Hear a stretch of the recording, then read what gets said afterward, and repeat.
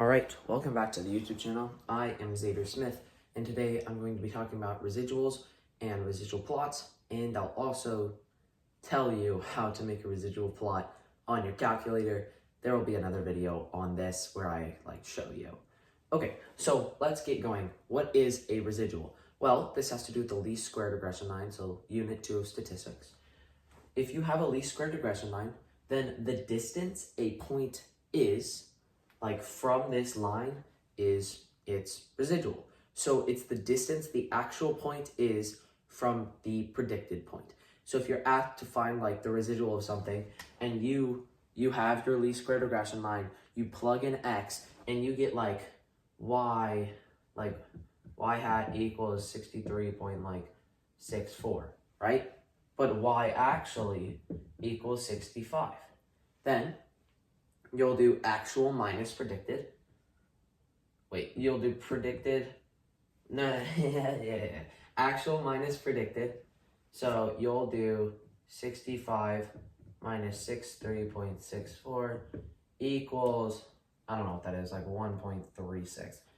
1.36. And then you'd say the actual y context for whatever your x value was, x context, was 1.36, x context higher than predicted by the least squared regression line.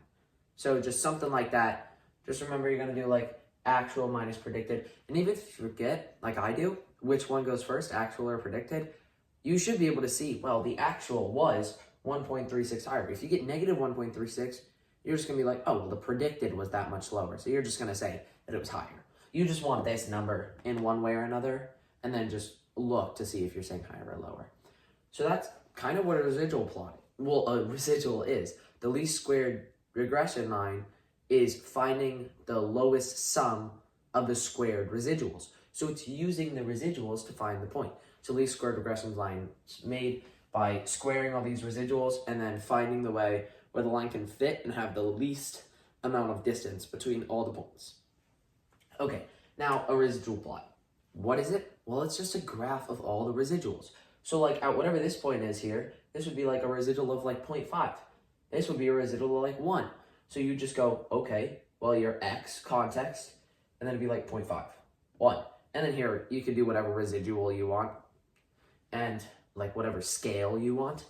But basically what I'm getting at is that you're gonna have a plot of residual points, and you're just gonna be given plots like this, say which one's the best, right? Well, how do you know how to do that? First, you want to look for patterns. Patterns are bad. In a residual plot, you want evenly scattered or close to evenly scattered data. So this, it's they're getting higher to both directions, and they kind of look like lines. Not good. That's definitely a shape. This, it's a quadratic. That's also definitely a shape. And then here we have a good scatter. You couldn't tell me what that shape is if you tried, and it's not supposed to be a shape. So that's good. You're well, if I'm just looking at the scatter, definitely this one. And if you had to pick, you would probably choose this one, even without looking at the r squared values, which is what comes next when you're given these residual plots. A lot of times you're given an r squared value. You're given r squared and possibly r squared adjusted. Just don't look at r squared adjusted. Just look at r squared.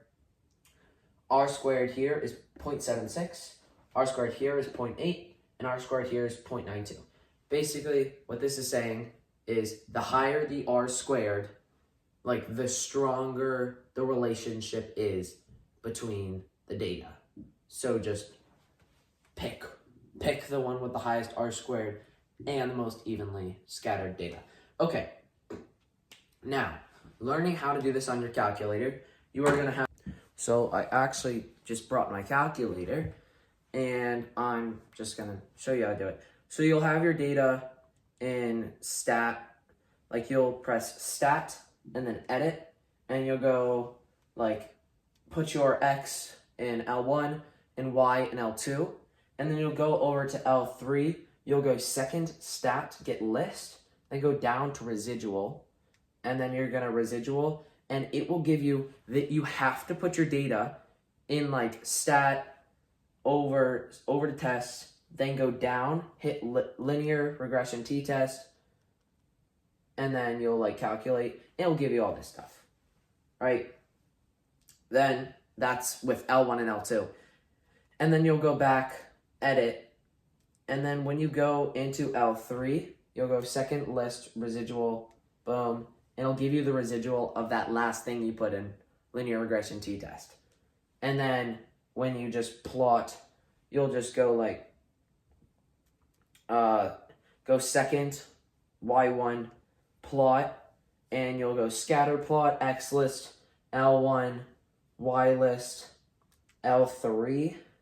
You'll go over to graph, and then zoom 9, stat plot, and it'll give you something like this, like a residual plot.